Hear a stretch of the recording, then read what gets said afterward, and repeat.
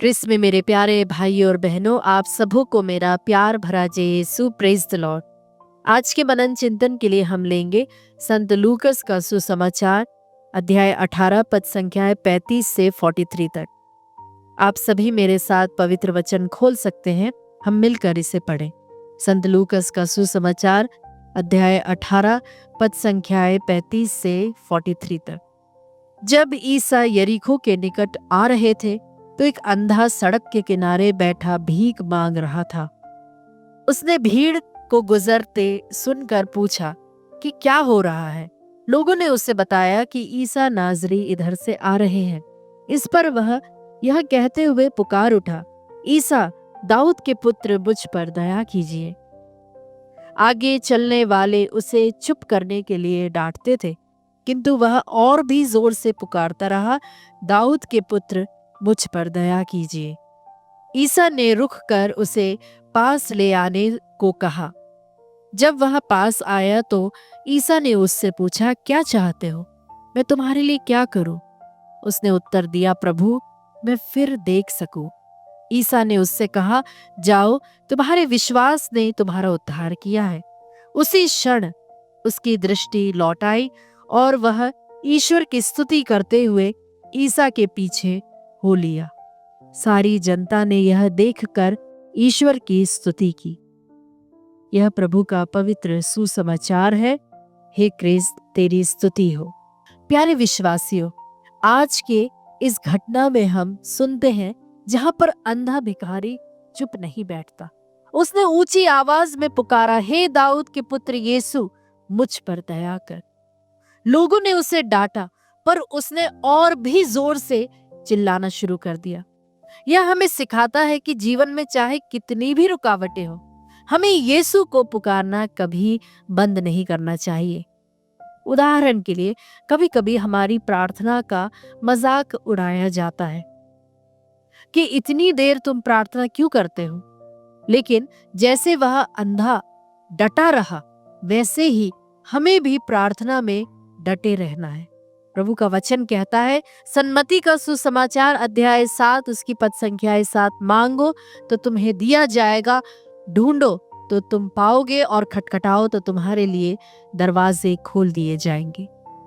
प्यारे विश्वासी, एक और बात गौर करने की है, वह है विश्वास की शक्ति, जो कि हम पद संख्या 42 में सुनते हैं, जहां पर यीशु ने अंधे से कहा कि तेरे विश्वास ने तुझे अच्छा कर दिया।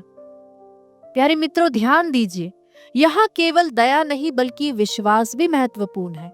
अंधे ने यीशु को मसीहा माना और विश्वास किया कि वही उसकी आंखें खोल सकता है।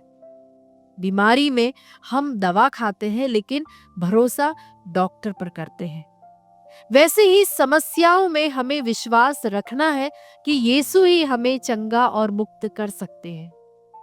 प्रभु का वचन कहता है, इब्रानियों के पत्र अध्याय 11 उसकी पद संख्या 6 में, विश्वास के बिना हम ईश्वर को प्रसन्न नहीं कर सकते। ईश्वर को प्रसन्न करना असंभव है अगर हमारे पास विश्वास नहीं है। दूसरी बात हम देखते हैं, अंधेपन का अर्थ, जो कि हम हो सकता है फिजिकली हम अंधे ना हो, परंतु आध्यात्मिक रूप से हमें अपने अंधेपन का ध्यान रखना है। यह अंधापन केवल शारीरिक नहीं बल्कि आत्मिक भी हो सकती है। हम कई बार अंधे हो जाते हैं। लालच का अंधापन, गुस्से का अंधापन, स्वार्थ का अंधापन, दूसरों की पीड़ा को ना देख पाने का अंधापन। यीशु हमें इन सब अंधकारों से बाहर निकालना चाहते हैं। कभी कभी परिवार में कोई अकेला रो रहा होता है, लेकिन हम अपने मोबाइल में इतने व्यस्त हो जाते हैं कि हमें दूसरों का दुख दिखाई नहीं देता। यह भी एक प्रकार का अंधापन है। आज हम संत एलिजाबेथ ऑफ हंगरी का पर्व मनाते हैं। वह एक राजकुमारी थी और उसके पास किसी चीज की कमी नहीं थी, लेकिन उनका जीवन गरीबों और बीमारों की सेवा में ही व्यतीत उन्होंने किया। उन्होंने गरीबों के लिए रोटी बांटी, अपने राजमहल को अस्पताल बना दिया और दूसरों के दुख को अपनी आंखों से देखा और दिल से उसे महसूस किया। उन्होंने कभी आत्मिक अंधेपन को अपने ऊपर हावी नहीं होने दिया।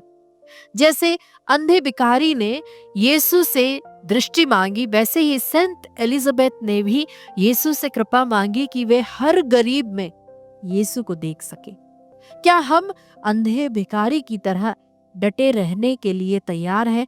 जब हमारी प्रार्थनाओं की सुनवाई देर से होती है, तब भी क्या हम धैर्य रखते हुए प्रार्थना करते जाते हैं विश्वास पे?